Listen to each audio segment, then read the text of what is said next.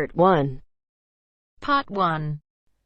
You are going to listen to a conversation between two people, a customer and a representative of a company which rents cars. There are three alternative answers, A, B, and C, for each question.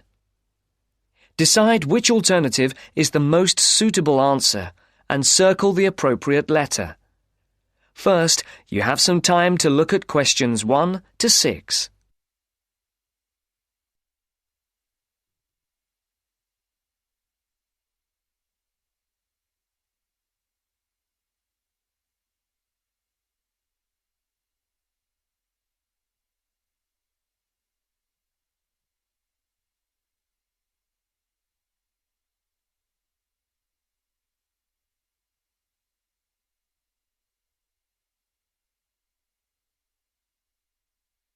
Now the test will begin. Remember, you will hear the recording only once, so answer the questions as you listen. Now listen to the first part of the conversation and answer questions 1 to 6. Thank you for calling Carline. So that we can best help you, can you please press the star button on your phone now? Thank you. Now choose one of the following 4 options by pressing the buttons on your telephone. Press 1 if you would like to make a car reservation. Press 2 if you would like to talk to someone about a car reservation. Press 3 if you would... Please hold while we put you through to one of our assistants.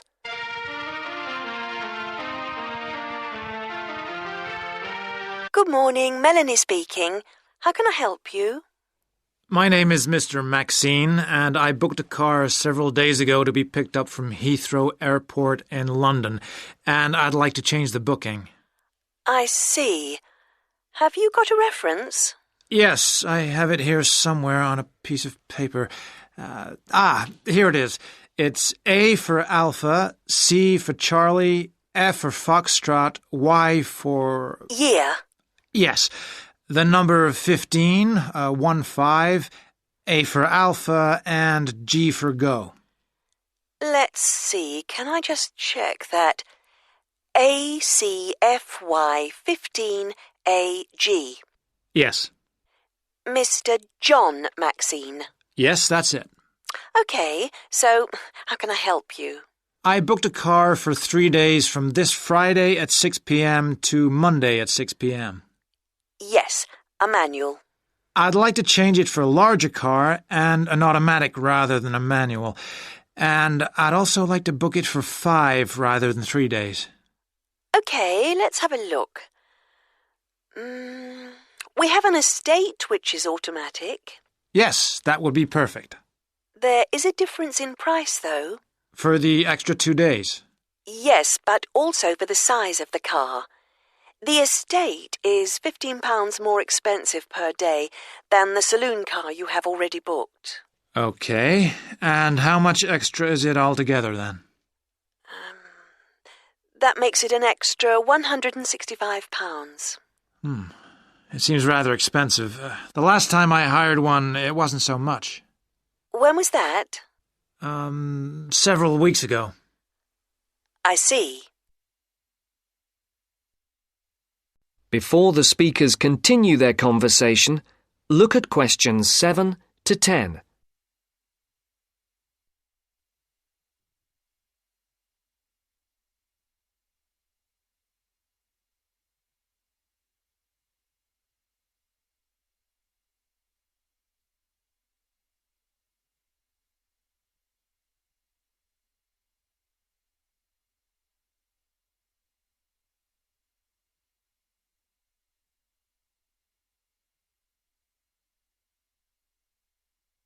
As you listen to the rest of the dialogue, complete the numbered spaces 7 to 10.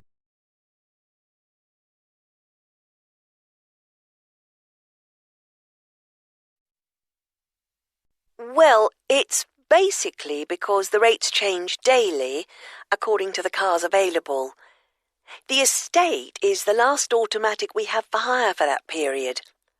We have a manual estate, which is cheaper, if that would help. No, it has to be an automatic. OK. Shall I debit your card for the extra £165? Is it possible for me to pay the extra in cash when I pick up the car at the airport? I'm afraid that isn't possible, as there are no facilities for handling cash at that time of the day. That seems odd. It's because the money can't be banked in the evening, and for security reasons, no cash is held on the premises. OK, you can debit my card. You'll have to give the number to me again.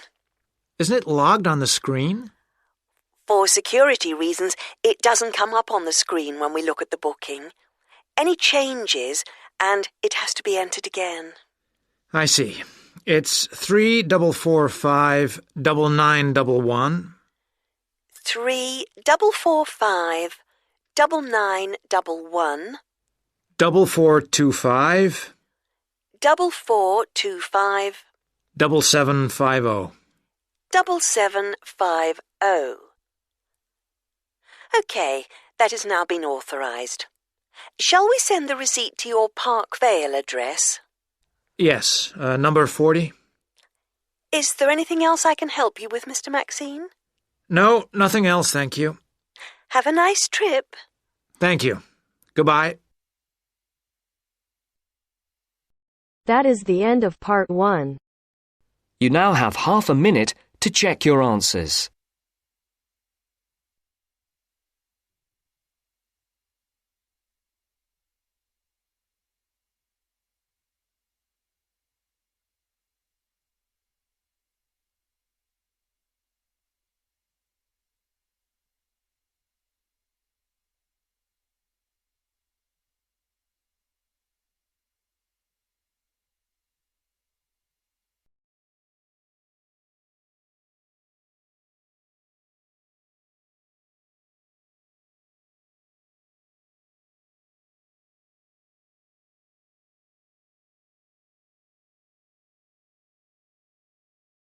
Now turns to part 2. Part 2. You are going to listen to two students talking about a presentation on time management. First, you have some time to look at questions 11 to 15.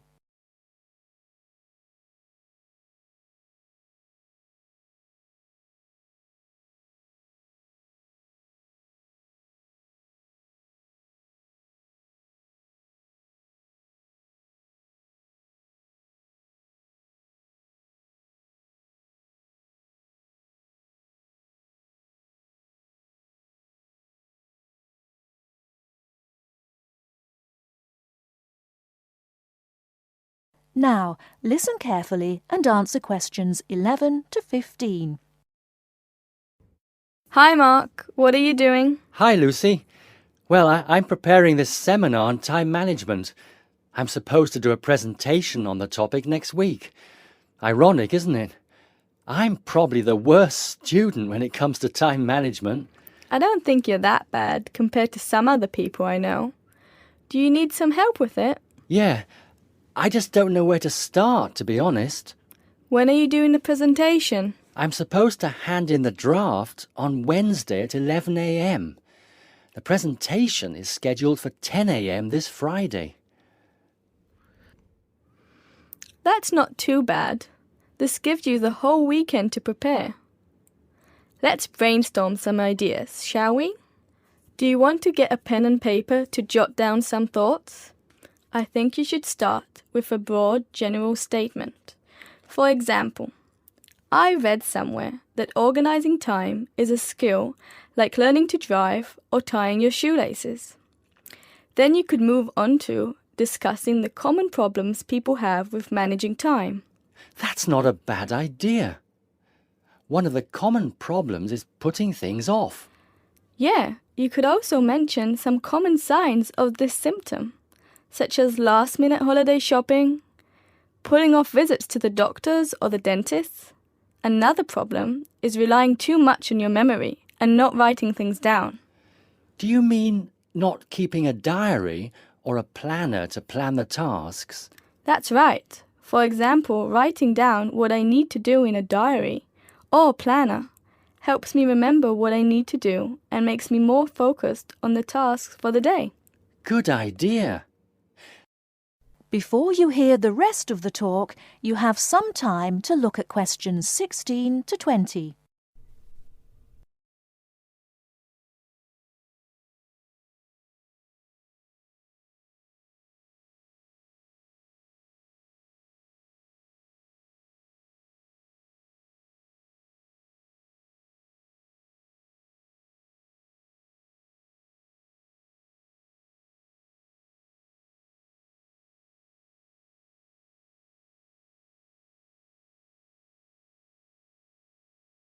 Now listen and answer questions 16 to 20. That reminds me of something I've been meaning to do for a while now. Anyway, I should also include some advice on how to deal with the problem, shouldn't I? Sure, you can talk about some ways of stopping procrastination. I guess making a to-do list can help one focus on what needs to be done. Definitely. Another way to deal with the problem is to prioritize and do the hardest job first, the one which requires the most effort and concentration. Also, my tutor recommended that I should break big projects into small parts with a specific goal. Having an action plan has worked for me. I usually make a list of small tasks I need to do to achieve a goal. Sometimes I just don't feel like getting down to work because a task seems too overwhelming for me to even think about. This technique helps me reduce psychological pressure if I think of a project as a set of easily achievable tasks. Don't you think? I know what you mean. I often feel like that myself with the statistics project I've been doing this term. I'm well behind and the deadline is next week. I think setting deadlines and sticking to them can help one to achieve goals. You can discuss this aspect in your presentation too. A good point. Setting deadlines can also help one become more realistic about the time it takes to do tasks. Another point you could include is how to deal with interruptions. Okay, I guess blocking in time to handle unpredictable interruptions can help one stay focused. Not just that. Some interruptions, such as phone calls, can be easily avoided by using answering machines, for example. Saying no, which is one of the most useful words in English, is also very effective. It can be tough sometimes, but you've got to learn to say it nicely but firmly. I think you've got enough ideas here to start with. Definitely. Thanks a lot for your help. I just need to type the ideas up and I think I'm all set. Do you think you can lend me your laptop for a couple of hours? I'm afraid I can't. I've got to finish my own project. Never mind. I'll use one at the library. You certainly know how to say no. Learned it the hard way. Got to go now. Good luck with the presentation. Cheers. See you later.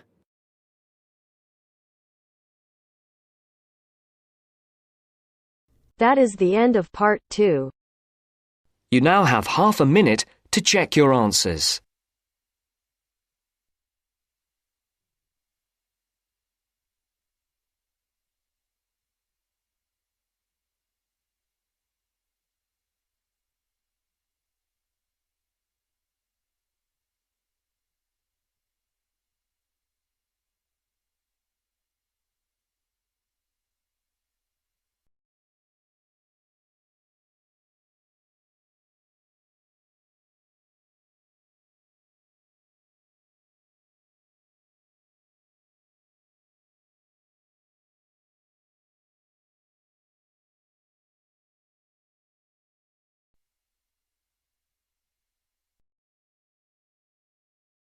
Now turns to part 3.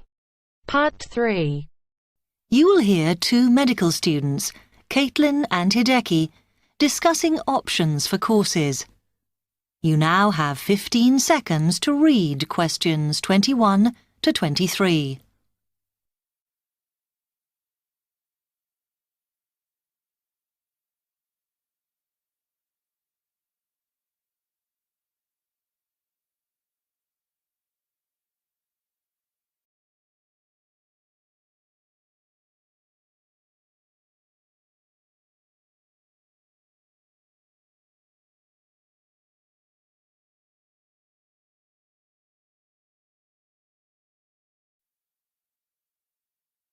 Hi, Hideki. How are you? Fine. I'm glad I bumped into you. Have you got 5 minutes to sit down and discuss our extra course options for next term? Yeah, sure. You mean the support courses for our modules? Yes. We've got 3 choices, and I'm not sure which would be best for us to do. Let's have a look. Yeah, we could do science and ethics. Sounds quite interesting. Yes, but I think we should be thinking what we get out of each course. So, science and ethics, there's a lot of reading and research to do. And I don't think it comes up in the exams, does it? I'm not sure.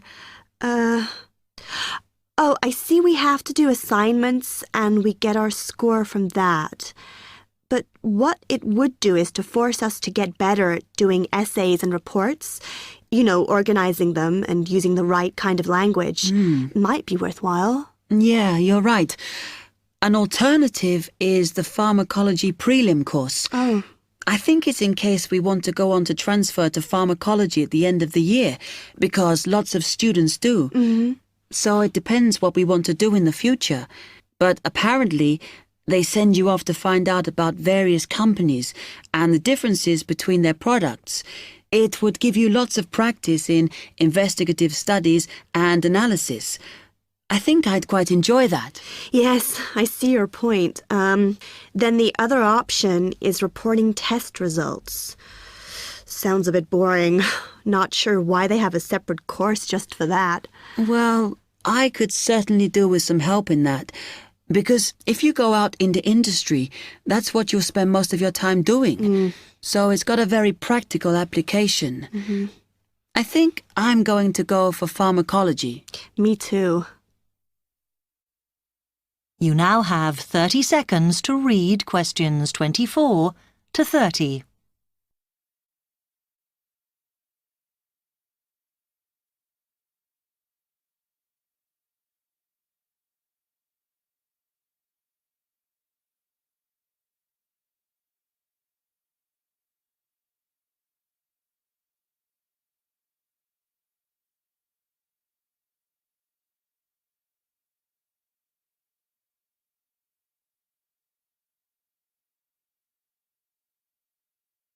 So let's have a look at it in more detail. Oh, goodness. If we do pharmacology, then we have to do a supplementary maths course. Oh no, that's not fair. Mind you, I think I need it. Does that mean we have twice as many lectures? No, this maths is only a short course. The chemistry department are responsible and they do it in the 3rd term. So we've got all next term to settle into the pharmacology bit. I find the tutor makes a real difference. Some of them make chemistry so easy, and some of them I can't understand at all. Like that one we had from Oxford University. Mind you, the one on this course should make sense because he's a lecturer who's coming in for a few weeks from industry. So at least it'll be linked to the real world. Yeah. The project we have to do on this pharmacology course is huge, and it doesn't give us much time. We have to make a decision about what we want to do on the project as soon as we start in January, and then hand in our plans before the end of the month. Doesn't give us much time to sort out what's possible or not. I mean, doesn't the scale of our project depend on what resources we can have? Like what equipment we can use? I suppose so, though I think there's plenty available. For example, it says that if we need to do any experiments, then we can use all the equipment in the new lab, as long as we book it. Oh, okay. It's slowly beginning to take shape for me. I think it'll be a good course. I'm just worried that I get enough support to do it. I think you'll be okay. And the tutors are always available if you get stuck. Actually, it says that if you're not sure, then in December, they'll be running 1 or 2 additional seminars. So I might go to those. Actually, what's quite interesting is that at the end of the course, when our project is completed, then we have to do a presentation on it. Oh. I think that's quite good practice. Oh, a bit scary, though. Well, it shouldn't be too bad, as they say that we can do it in pairs. Spread the load, as it were. Good. I have done presentations before, but I'm always very nervous. And is the presentation what we're assessed on, then? Let me look. It says that we have an interview and we get a mark for the whole course depending on how well we do in that. Oh, right. Okay.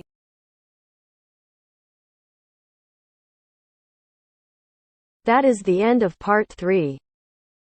You now have half a minute to check your answers.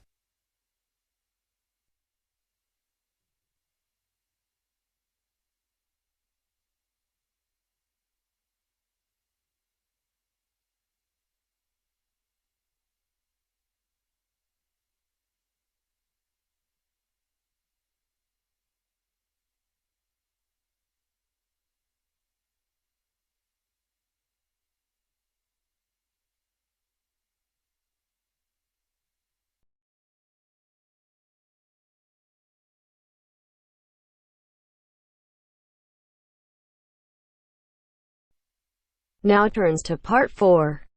Part 4. Now listen to the second part of the lecture. As you listen, complete the notes below. First, you have some time to look at questions 31 to 40.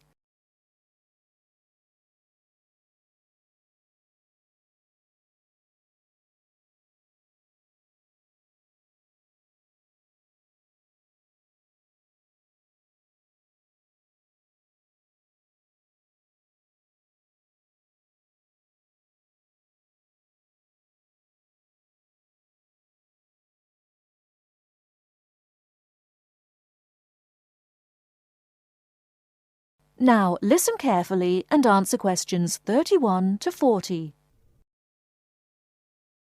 Now let's turn to shopping, which may interest you more. In general, shops open at 9 o'clock in the morning and close at 5:30 in the afternoon.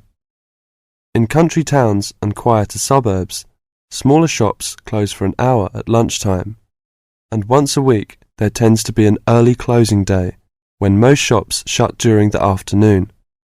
Many cities have a late night once a week when shops stay open until approximately 8 o'clock in the evening. You should ensure that anything you bring into the country, such as travelling irons, heated rollers, hairdryers and electric shavers, can be used on the standard British voltage, which is 240 volts, 58Z. Many hotels will, on request, be able to supply adapters for electric shavers. When you travel, you may want to send postcards home. Stamps can be bought at post offices throughout Britain. They are open from 9 o'clock to 5:30 Monday to Friday, and until 12:30 on Saturday. Stamps can also be bought at postal centre stamp dispensers, at large stores and major tourist attractions. For posting letters, you don't have to go far before finding a red painted letterbox. Alternatively, use the letterboxes at post offices. You may ask how much to tip in hotels and how much it is for a taxi. There are no fixed rules on tariffs about this, and the following is intended only as a guide to customary practice. Most hotel bills include a service charge, usually 10 to 12%, but in some larger hotels, 15%. Where a service charge is not included, it is customary to divide 10 to 15% of the bill among the staff who have given good service. In restaurants, if a service charge is not included in the bill, then 10 to 15% is usually left for the waiter. For porters, we usually give 30p to 50p per suitcase. For taxis, 10 to 15% of the fare. Hairdressers, £2 according to how much work they have done, plus 50p to the assistant who washed your hair. If you drive in Britain, you should remember to drive on the left and overtake on the right. The wearing of seatbelts is compulsory for the driver and front seat passengers. Now let's talk about full details of Britain's road regulations. A copy of the Highway Code can be obtained from offices of the Automobile Association, AA, or Royal Automobile Club, RAC, at most ports of entry. These two motoring organisations can also provide plenty of helpful information to all motorists. Contact AA. Telephone is 01 854 7373, 24-hour service. RAC telephone is 0304 204 256, 24-hour service. For something more serious, telephone operators will give you the telephone number and address of a local doctor's surgery. Alternatively, you can go to the casualty department of any general hospital or, in the case of severe emergency, dial 999. 999 is free. Remember, unless you belong to a European Community country or one with which the UK has reciprocal health arrangements, you will be charged for the full cost of medical treatment in Britain, except in the case of accidents or emergencies requiring outpatients treatment only.